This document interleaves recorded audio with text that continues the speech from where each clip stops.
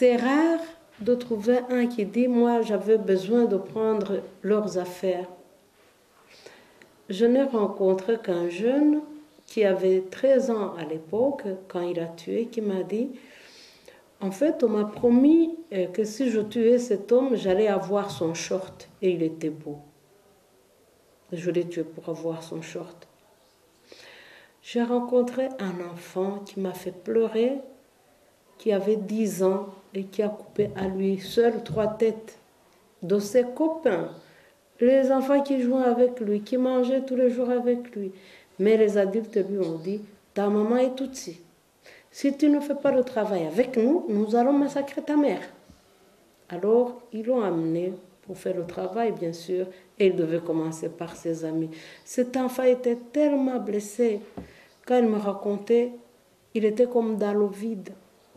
Et puis, je lui ai dit, Évariste, parce que j'avais des larmes aux yeux et je n'arrivais pas à me retenir. Parce qu'en plus, pourquoi il m'a fait pleurer cet enfant? Parce que en le voyant comme enfant, dont le père était Hutu, maman Tutsi, je me suis dit, mais au fait, c'est parce que j'ai épousé un Tutsi que mes enfants ont été tués. Si j'avais épousé un Hutu, peut-être que mes enfants seraient à la place d'Évariste. Alors j'ai pleuré et j'ai eu honte parce que chez nous, les grands ne pleurent pas devant les enfants. Et je lui ai dit, Évariste, est-ce qu'il t'arrive de pleurer aussi? Parce que je n'avais pas de mots. Et il m'a dit, moi pleurer, je ne suis plus un enfant, moi je suis un assassin. Depuis qu'on m'a appris à tuer, on a tué mon enfance. Et je pense qu'il avait raison. Il avait raison, cet enfant.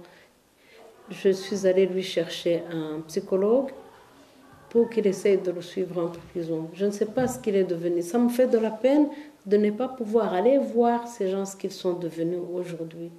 Je sais qu'il y en a qui sont encore en prison. Je sais qu'il y en a qui sont sortis de prison parce qu'ils plaidaient coupables. Et je suis sûre qu'Évariste est sorti de prison parce que j'ai demandé à ce qu'il soit envoyé là où on avait préparé pour les enfants criminels, parce qu'ils étaient tellement nombreux, on ne savait pas quoi en faire, ils étaient mineurs, on ne pouvait pas les garder en prison comme les adultes. Alors on a créé un centre de rééducation pour enfants criminels. Mais parfois je me demande, est-ce que quand un enfant a tué comme ça, en grandissant, est-ce qu'il devient un adulte équilibré? Je ne sais pas. Et je ne crois pas. Parce que même les adultes que j'ai vus, ils ont des blessures. Si je vous racontais, je ne finirai pas. Je vais vous raconter un seul, non, 2. Il y a une femme que j'ai rencontrée dedans qui a tué ses propres enfants parce que son mari était Tutsi. J'ai dit, cette femme, si j'avais été l'État, je ne l'aurais jamais mise en prison. Parce que déjà, elle est assez punie comme ça. Si c'est elle-même qui a tué ses enfants, je me souviens que je lui ai dit, tu sais, Ansila, moi aussi j'ai perdu tous mes enfants. Elle m'a dit, non, on est différentes. Tu es triste, oui. Mais moi, je n'ai pas seulement le chagrin, j'ai aussi la honte, parce que c'est moi-même qui ai tué mes propres enfants. Je lui ai dit, mais pourquoi tu les as tués? Elle ne sait pas. Elle m'a dit, tu sais, d'abord je devais fuir avec mes frères, et puis même si je ne les avais pas tués, mon père ou mes frères les auraient tués. Mais ça n'explique pas le geste. Et puis, une autre personne que j'ai trouvée traumatisée, c'est, on dit qu'un assassin éprouve toujours le besoin de retourner sur le lieu du crime. Et quand je suis arrivée pour faire ce travail, j'ai vu à la télévision qu'on montrait un homme qui avait quelque chose à main. On disait, voilà, cet homme, c'est un assassin, il porte un crâne de sa victime et parfois il le mange. Je n'ai pas compris, je n'y ai pas cru. Alors, je suis allée le lendemain le chercher. Parce qu'il venait juste d'arriver au cachot, il n'était pas encore transmis en prison centrale. Et quand il m'a vu, je lui ai dit bonjour monsieur Enos, j'ai entendu que vous vous appelez Enos. Il m'a dit madame, je vous connais, vous êtes la fille d'un tel. C'est pas moi qui suis allée tuer chez ton père. Oui, vous lui ressemblez. J'ai dit c'est vrai, c'était mon père. Mais ce n'est pas moi. Moi, je suis allée tuer ici dans la ville de Kigali, là où je travaillais. Et la personne que je suis allée tuer, vous allez être étonnés, hein? La personne que je suis allée tuer, c'est la personne que je connaissais très bien. On nous disait de tuer les Tutsis et j'avais peur de me tromper. Je suis allée chercher celui que j'étais sûre que c'était un Tutsi. Il s'agit d'un tel, de chez un tel, donc il me dit c'est quelqu'un que je connais. Et lui, je ne le connaissais pas, donc l'assassin. Quand il m'a parlé de la victime, effectivement, je le connaissais dans la ville de Kigali. Je lui ai dit pourquoi tu l'as tué? Mais on nous disait de tuer les Tutsis et moi je suis allée tuer lui parce que c'est lui que je connaissais. Donc, dans le souci, imaginez que c'est dans le souci de justice qu'il a fait ça. Donc, je vais tuer celui que je suis sûre que c'est un Tutsi pour ne pas me tromper. C'est incompréhensible. Alors, effectivement, il avait son crâne. Il m'a dit que le crâne l'a appelé. En fait, il s'est dit, je vais retourner voir si là où je l'ai jeté, il est encore là. Et il m'a dit, quand je suis arrivée, le crâne m'a parlé. Donc, vous comprenez, c'est vraiment un traumatisme. Le crâne m'a parlé, m'a dit, allez, c'est toi qui m'as tué, prends-moi et va te dénoncer à la justice. Et je l'ai fait, et le voilà. C'est là où j'ai compris que sincèrement, ce pays appartient aux traumatisés. Que ce soit les victimes, que ce soit les assassins, que ce soit les justes. J'ai rencontré aussi des personnes qui ont sauvé les vies, qui sont aussi traumatisées que nous, parce qu'ils ont exposé leur vie à la mort. Maintenant, le Rwanda a commencé à les reconnaître. Et donc, je vous ai dit à quel point la radio a été très importante. On a créé la radio RTLM. Je ne sais pas si parmi vous, il y en a qui connaissent la radio. C'était vraiment un outil de la mort. Il a été utilisé beaucoup parmi les gens que j'ai rencontrés. Je suis allée rencontrer la journaliste qui appelait les gens à la mort, à les tuer, à faire le plus possible des fosses et à les remplir le plus vite possible. Cette femme, je suis allée la voir, elle m'a tout raconté. Elle m'a dit, mais notre radio était militaire. Et nous, on ne disait pas ce qu'on savait, on nous disait ce qu'il fallait dire. Et on animait. Et c'était une radio, je vous assure, avec de la bonne musique comme j'aime. Donc j'aimais beaucoup l'écouter. Mais quand ça arrivait à la haine, je fermais la radio. Parce que c'était trop fort. En plus, les enfants dansaient cette musique sans comprendre le message derrière. Et puis, dans ce génocide, il y a tellement beaucoup de responsabilités. Les responsabilités internes des Rwandais, mais aussi les responsabilités externes, les responsabilités de la Belgique, de la France, des États-Unis, de l'ONU. À part la France, tous ces pays-là sont allés s'incliner au Rwanda pour demander pardon. Mais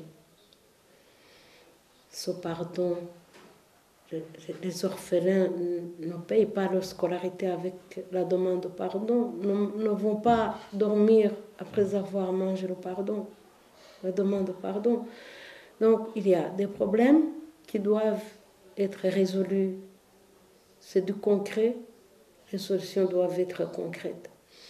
Les victimes du génocide n'ont jamais été reconnues par personne. Même quand vous entendez qu'il y a le tribunal pénal international pour le Rwanda, eh bien ce tribunal, tout d'abord, se trouve à Arusha, un pays étranger. Tous les rescapés ne peuvent pas aller témoigner. Et puis c'est un tribunal où on n'a pas le droit de se constituer partie civile, on est des témoins. C'est un tribunal qui ne prévoit aucune réparation pour les victimes. C'était un tribunal tellement corrompu où les avocats de la défense partagent les honoraires avec les accusés, où les rescapés n'ont aucun droit. Aucun droit. Et le livre que je vais sortir, qui est déjà chez l'éditeur, il y a des témoignages des rescapés, de femmes violées qui sont allées témoigner au tribunal et qui racontent comment elles ont été humiliées par les avocats de la défense. Par exemple, en leur disant « Tu es sûr que c'est cet homme-là qui t'a violée?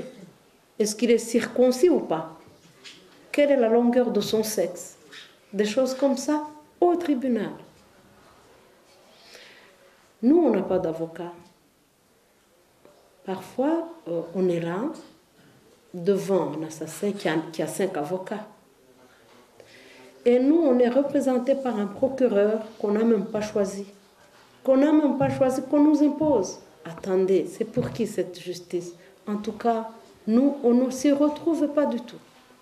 On ne se retrouve pas. Il a le mérite d'exister, hein, parce que au moins les assassins ont peur, ils courent le monde, quoique le tribunal a libéré tout ce que nous accusions de planification.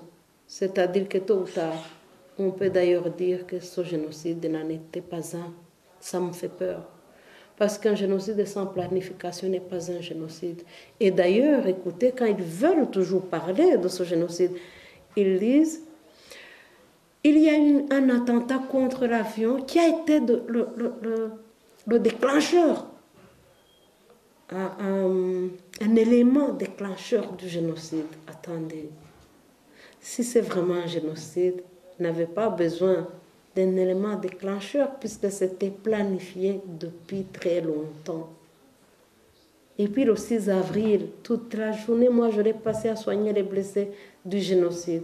Et d'ailleurs, dans mon premier bouquin, je commence par le dernier blessé qui me dit, même vous, si vous êtes touché, on va vous tuer. On a commencé un génocide, mais vous ne comprenez pas.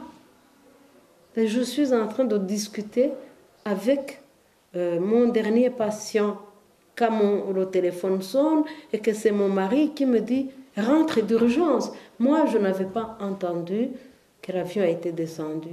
Et comme à un certain moment, ma famille devenait vraiment jalouse de mes patients, je traînais trop dans mon dispensaire.